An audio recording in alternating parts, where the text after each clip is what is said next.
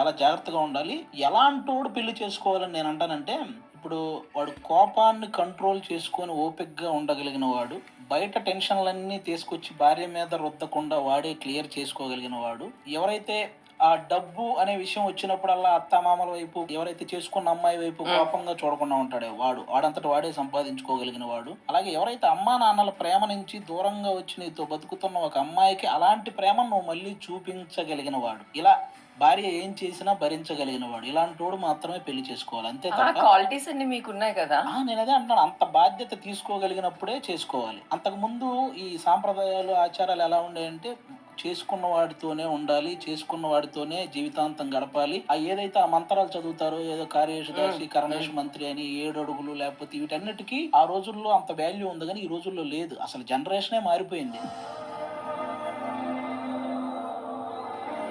ఈ జనరేషన్ మగాళ్ళేమో మనం తాళి కడితే అది పడి ఉండాలి అనే ఒక రాంగ్ ఫీలింగ్‌తో వాళ్ళున్నారు. ఆడోళ్ళేమో నా ప్రైవసీని డిస్టర్బ్ చేస్తే వాడు మగాడైనా, మగుడైనా ఎవడైనా సరే నేను ఊరుకోను అనే రాంగ్ ఫీలింగ్‌తో అమ్మాయిలున్నారు. అందువల్లే ఈళ్ళిద్దరి మధ్య ఈ అండర్‌స్టాండింగ్ డిస్టర్బ్ కుదరక అనేదొచ్చింది. ఖచ్చితంగా అంటే వెంటనే అప్పటికి ఇప్పటికి ఏం చేంజ్ ఉందంటారు ఆది గారు? అప్పటికి ఇప్పటికి చేంజ్‌కి జస్ట్ డిఫరెన్స్ చెప్పనా? నువ్వు 'ఆరెంజ్' సినిమా ఆ రోజుల్లో నీకు నచ్చలా. అవును. కానీ ఈ జనరేషన్‌లో సూపర్ హిట్ చేశారు రిలీజ్ చేస్తే. అవును. ఎందుకు? ఈ జనరేషన్ మొత్తం అలాగే ఉన్నారు. హ్మ్. ప్రేమ అనేది కొంతకాలమే ఉంటది అనే దాన్ని ఈ జనరేషన్ నమ్ముతున్నారు. హ్మ్. ఆ జనరేషన్‌లో అలా కాదు. ప్రేమ ఒకసారి ప్రేమిస్తే జీవితాంతం అలాగే ప్రేమించాలి అనేదాన్ని నమ్మేవాళ్ళు. ఇప్పుడు మాత్రం కొంతకాలమే ఉంటదనేది, అది రియాలిటీలో అలా జరుగుతుంది అనేది నమ్ముతున్నారు కాబట్టి 'ఆరెంజ్' సినిమా అప్పుడు ఫ్లాప్ అయింది. ఇప్పుడు హిట్ అయింది. ఒకప్పుడు మా మదర్